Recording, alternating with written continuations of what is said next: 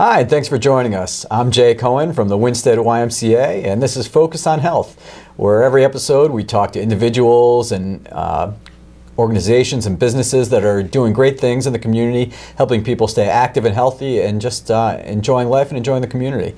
And tonight is no different. We've got a wonderful guest with us. I'd like to introduce everyone to Larry Casella, the Executive Director of LARC. Thank you, Jay. Thanks so much for joining me. Oh, you're welcome. Pleased to be here.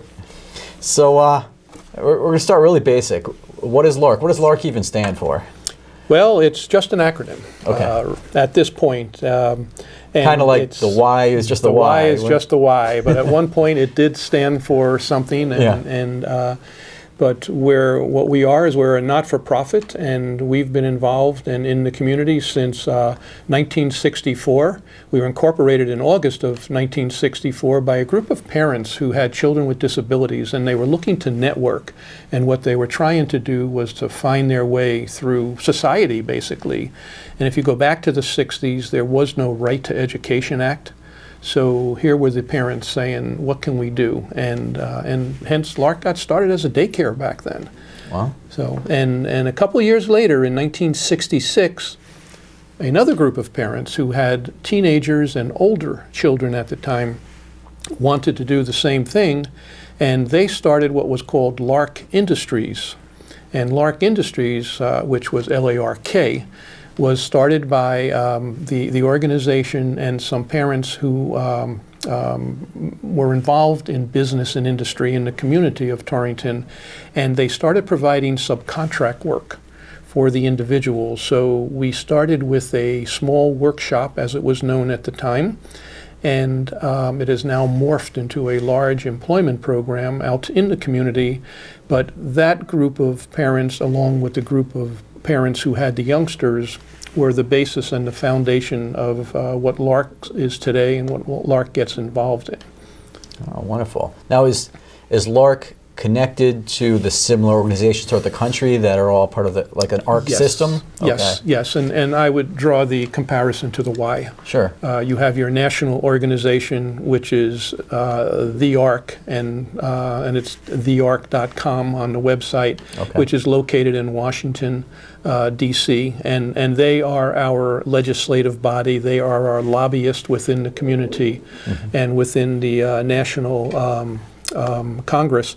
And as I mentioned about the family starting and the Right to Education Act not being allowed, it was the ARC at that time, which was a young organization, that eventually brought us the Right to Education Act. They also were the group that put together the Americans with Disabilities Act. So all that national legislation for people with disabilities has roots back to the ARC. You leave the national organization and you come down to the state organizations. And I believe each state in the country has a state. We have one that's in Hartford, and they become our lobby organization in Connecticut and in Hartford. And they're always reaching out to families and then hence reaching out to the state legislators for the issues that families are having. And you come down another layer to the local organizations, and again, like the Ys, where you have a Y in our community of Winstead, Torrington, you then have a Y in New Britain, Hartford.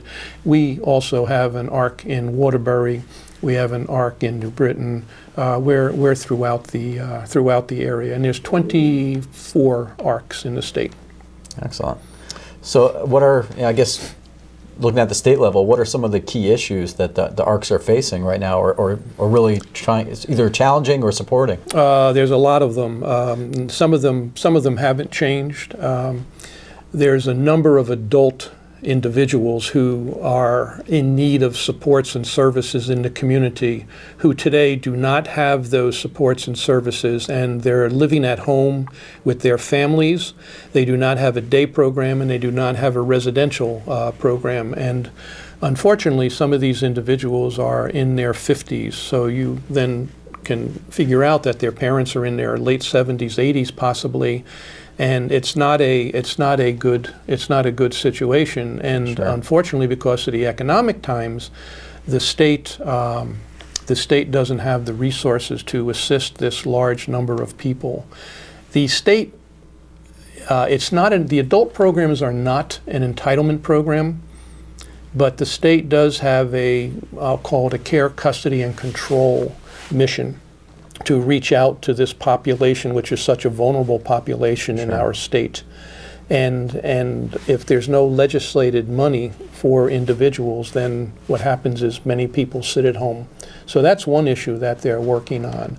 Another issue they're working on is for the parents of the children who are out there, because they're saying to them, you know, you're in an entitlement society right now with schools, again, the Right to Education Act, but once your child graduates, becomes 21 years old, then they go into this other system, and they could very well be shut out of services because they're 21, and if there's no new money for people to come into the community, kind of in a limbo area. And they're in a limbo, so you can especially imagine the parents of the teenagers right now are in more of a concerned status than maybe the 5 and 6 year old children parents. Sure.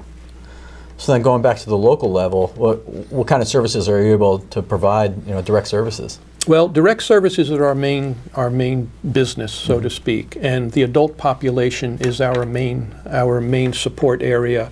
We are employment's our biggest program. As I mentioned earlier, it started early on in the 1960s, and we presently support about 150 individuals out in the community. We support them at various work sites throughout the whole northwest corner. LARC supports individuals from 21 towns in the Litchfield County area. We have people working out, and they're employed in the business and industries of the northwest corner, and they may be employed directly by a Stop and Shop. They may be employed directly by a manufacturing company. They may be employed directly by another retail outlet.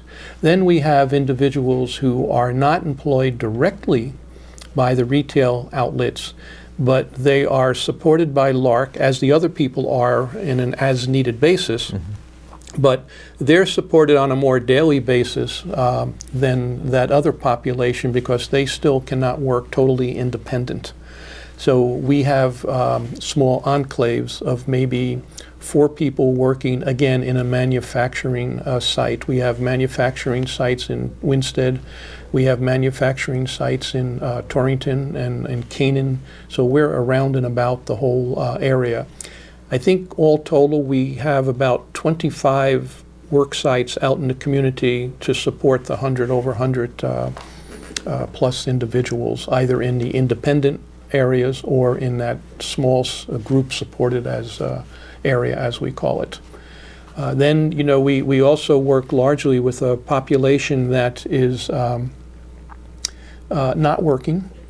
And these individuals may not be working. Work's inconsequential to them, and it may be for a couple of reasons. One reason may be that the individuals have retired. They kind of, as we all get to a certain point in our life and say, thank you, but no more. We're going to do other things in our journey in life.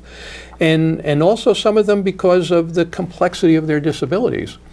And it's so they're not a work person in that regard. So that's what we call a day program, a day support program. I like to draw the analogy to a senior center. And those individuals go out in the community and they volunteer. We have some volunteering at the local food banks in the area. We have some volunteering at a senior center during the lunch hours when the senior centers are serving lunch. We have some of those individuals who are riding shotgun with the Meals on Wheels people in Torrington and delivering meals to the shut-ins. So Excellent. It's a non-work program. It's an activity-based program for individuals. We look at the whole person. Our vision of Community for All incorporates the whole person. So what we're looking at doing is also providing housing for them. And I know you're personally involved in the housing with the Y, and it is such a big issue. And you asked a question, and I should go back that the ARC of Connecticut has identified as housing as one of the other top priorities for people with disabilities, and something they're going to be working on very strongly in 2014. So we have 4 homes in the community. We have one in Torrington, one in Winsted, one in Harwinton, and one in Litchfield. And then we have apartments. So we're supporting another 3 dozen people throughout the apartments and the housing housing programs. So, you know, each segment of our life just is the same, you know, type of segment that we're providing for the people we support. That's great. So, in the work program, do you find that there's always a balance, or do you find there's more people looking for opportunities than are available, or is it that there's an abundance of opportunities and you just don't always have people who need to fill those roles? We're always looking to place people. We have a pretty extensive assessment tool, or tools that we use, and we're placing people where the people have an interest in being, and also we're placing them where their skills are best suited. Obviously, the economy has played into a part with that also, and the availability of jobs aren't out there for the population we support, as the jobs are not out there for the norm population that's out there. But as business picks up, we certainly hope to see that continue to grow in an area. But we've been very fortunate with the people we have out there during this period of time. We've been able to maintain many of those people in the community, in the positions they were in. That's great. People bring great skills. People with disabilities bring great skills to the workforce. They're steady workers. They once they learn a task, they are on task with that task. Yeah. They are there on a daily basis. We have people who you know, come to LARC and their attendance is just, you know, terrific. It's perfect in many cases. Yeah. And they're great employees, and it's just a neat population to work with. You know, I mentioned residential, and just to talk quickly about recreation, which is another area that we have that's out there. As we look at the whole person, and the recreation area is Special Olympics is a big part of the organization. We work with the Special Olympics, the Northwest Swim Team. We work with the other individuals in the different Special Olympic areas. We have the alpine skiing, cross-country skiing individuals who participate in those areas. Bowling and bocce and those sports are unified, where there's non-disabled individual peers working or recreating with the people with disabilities.